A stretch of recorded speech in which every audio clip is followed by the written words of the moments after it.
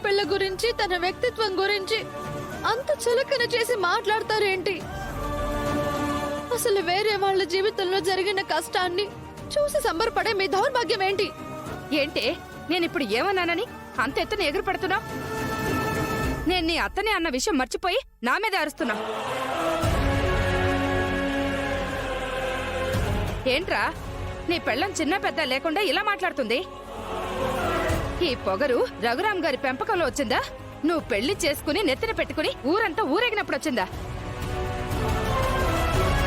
ప్రమీల, వాళ్ళ అక్క గురించి నువ్వు అలా మాట్లాడితే రామలక్ష్మి స్థానంలో ఉన్న ఏ అమ్మాయి అయినా అలాగే ఎదురు తిరుగుతుంది. అయితే సొంత అత్తతో లెక్క లేకుండా మాట్లాడుతుందా? అత్తయ్య కాబట్టే మాటలతో సరిపెట్టాను. అదే ఇంకొకరు అయి ఉంటే ఇంకొకరైతే కొడతావా? లేకపోతే ఏకంగా చంపేస్తావా? అమ్మో అమ్మో, ఒక కోడలు మాట్లాడాల్సిన మాటలేనా ఇవి? ఆడపిల్లలా మాట్లాడుతున్నాను. ఆపుతావా రామా? ఎందుకు గొడవ చేస్తున్నావు?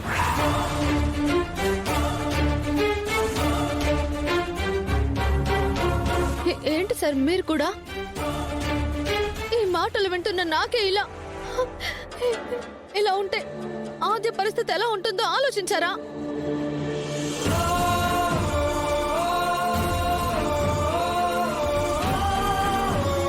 అమ్మా,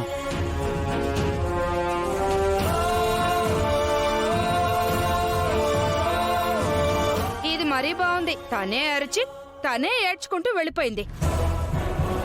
ఎవరైనా వింటే నేనేదో కోడల్ని రాచి రంపార పెడుతున్నాను అనుకోవాలనా?